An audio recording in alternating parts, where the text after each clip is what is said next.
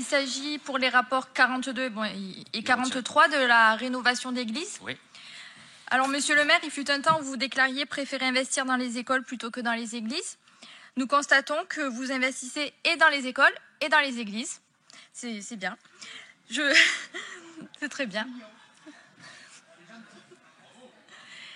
Je rappelle à tous, mais tout le monde le sait, que les églises constituent notre patrimoine, donc notre culture, nos racines, notre identité, notre histoire. La France plongeant ses racines, rappelons-le, dans 16 siècles de chrétienté.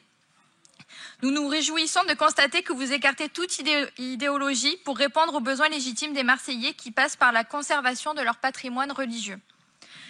Soyez-en certains, vous avez le soutien du Rassemblement national de Marseille sur cet impératif de... Oui.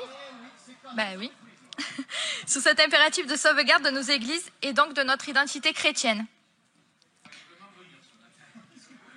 Puisque nous y sommes, permettez-moi, monsieur le maire, de vous interpeller en 2 mots sur la situation, qui est plutôt grave, de l'abbaye Saint-Victor et de l'église Saint-Martin d'Arenc.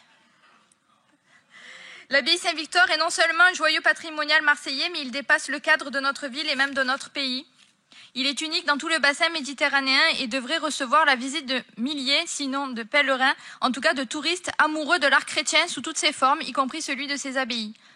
Et pourtant, cette splendide abbaye, qui devrait faire la fierté de tous les Marseillais, a été oubliée, méprisée. Pour preuve, un filet de protection pour le plafond est en place depuis plus de 2 ans sans que rien n'avance. Allez-vous remédier à ce mépris entamé par la majorité LR précédente envers ce qui constitue un trésor patrimonial ?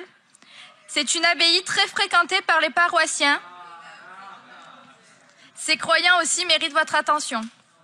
J'invite votre adjoint à la culture à se pencher sur cet inestimable patrimoine. Sa mise en valeur permettra à la ville d'accueillir un nouveau tourisme. Quant à la seconde, il s'agit de l'église d'Arenc. C'est une véritable catastrophe. Elle tombe en ruine. Nous savons parfaitement, monsieur le maire, que ce n'est pas la ville qui en a la charge, mais le conseil départemental. Mais nous savons que vous entretenez depuis la visite du président de la République les meilleurs rapports avec madame la présidente du département et que vous saurez la convaincre d'agir enfin après 3 ans d'inaction de sa part. Je vous remercie, monsieur le maire, pour votre attention et ce sera bien sûr un vote positif pour cette...